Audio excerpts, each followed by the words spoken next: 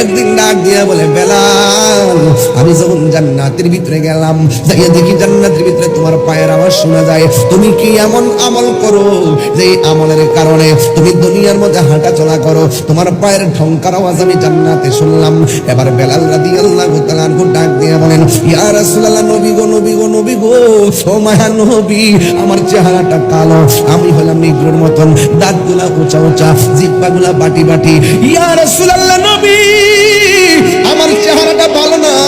নামাজের পর সব সাহাবীরা আপনার সঙ্গে দেখা করে, মুসাফা করে, কথা বলে, আমার চেহারাটা ভালো না দেখা আমি শরমে আপনার সামনে যাই না। কিন্তু আমি দূরে থাকলেও আমি 2 রাকাত নামাজ পড়ি, ওইটা আল্লাহর কাছে সব সময় বলে, আল্লাহ, আমি যদিও নবীর সামনে যাই কথা বলতে পারি না, কিন্তু নবীর মায়ার নজর থেকে আমি বেলাল রে মাহরুম করিও না।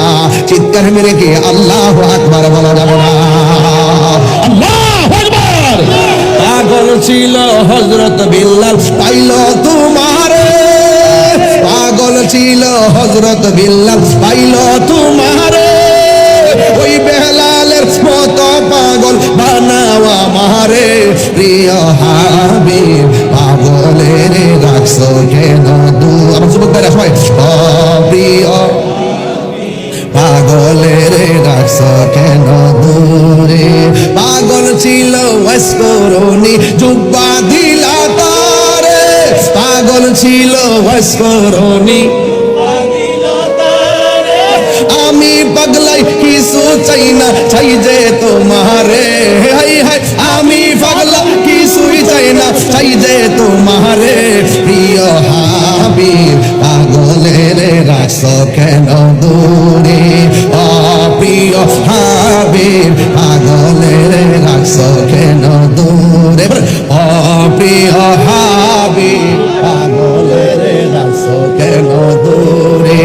ওয়াসআল কারনি, পাগল ছিল জুব্বা দিলা তারে, ওয়াসআল কারনি, পাগল ছিল দিলা তারে, আমি পাগলাই কিছুই চাই না, চাই যে তোমারে, হায় হায়, আমি পাগলা কিছু চাই না, চাই যে তোমারে, প্রিয় হাবিব, পাগলের রাখছো কেন দূরে?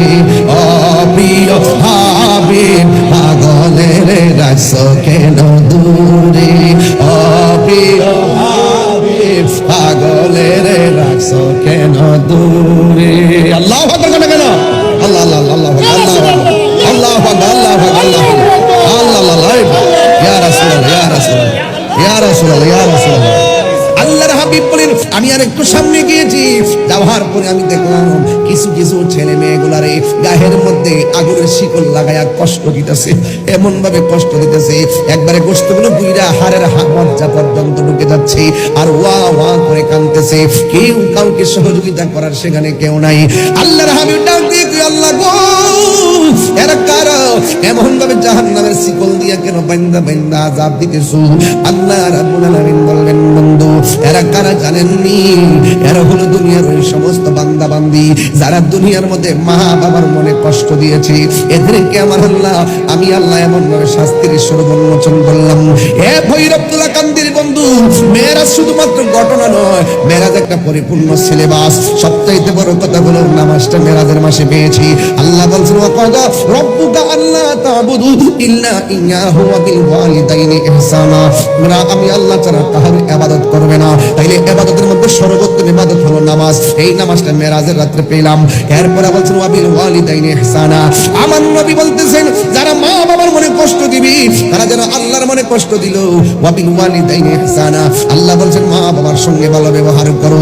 এই জন্য আমার যুবক ভাইয়েরা, কি ভাষায় ওয়াজ বুঝাইতাম আপনাদেরকে। এবার আমার নবী বলতেছেন কি জানেননি? আমি দেখলাম মা বাবার অবাধ্য সন্তানগুলোরে ওই কবর, ওই হাসরের ময়দানে গায়ের মধ্যে শিকল লাগায় কষ্ট দিতেছে।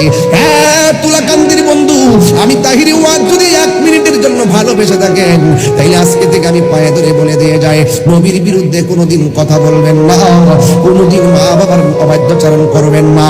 মা বাবার মনে কষ্ট দিয়া তাহির কাছে মুরিদ হইয়া আব্বা আব্বা করবেন, আপনার মতো মুরিদ তাহিরের দরকার নাই। আপনি হয়তো জানেন না বাপটা কত কষ্ট করে, ওয়াজের ভিতরে বাপের কথা কেউ কয় না। বাপটা কত কষ্ট করে জানেননি, নিজের পকেটে টাকা না থাকলেও খালি ব্যাগ নিয়ে বাজারে যায়, কোন জায়গা থেকে টাকা ধার করছে সন্তানকে বুঝতে দেয় না, কোন দিন পরিশোধ করছে সন্তানকে জানতে দেয় না। একদিন না একটু পরে অসুস্থ, ডাক্তার কাছে বাবা, আবার একটু পরে পরীক্ষার ফি, আবার পরীক্ষার ফি দেয় বাবা, একটু পরে বেলায় বেলায় খাবার, এটাও বাবা। কিন্তু বাবা হলো তোমার বন্ধু, এমন একটা বটগাছ যে এই ছায়ার মধ্যে সারা জীবন চলছে, তোমার বাতাস আলো লাগে নাই, এমন ভাবে তোমার ছায়া দিছে। এই বাপটা যেদিন থাকবে না, মনের ব্যথা বলার জায়গা থাকবে না রে, সিদ্ধান্ত নিতে তোমার ভুল হবে। বাপটা যদিও লেখাপড়া করে নাই, কিন্তু তারপর বাপের এমন একটা জ্ঞান ছিল, মাস্টার্স পাস সন্তান বাপের সিদ্ধান্তের মতন সিদ্ধান্ত দিতে পারে না। মাস্টার্স পাস সন্তান সিদ্ধান্ত দেয় আবেগে, আর বুড়া বাপটা অশিক্ষিত বাপটা সিদ্ধান্ত নেই বিবেকে। কথা বলে না ঠিক না বেঠি?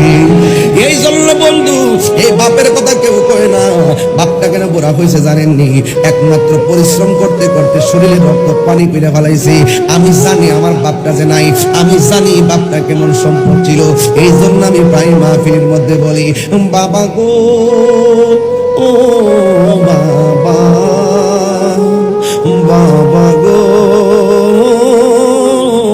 বাবা, বাবা তুমি কেমন আছো ছোট মাটির ঘরে, তোমার কথারি দই মাঝে পড়ছে বারে বারে। বাবা তুমি কেমন আছো ছোট মাটির ঘরে, তোমার কথারি দই মাঝে পড়ছে বারে বারে। বাবা গো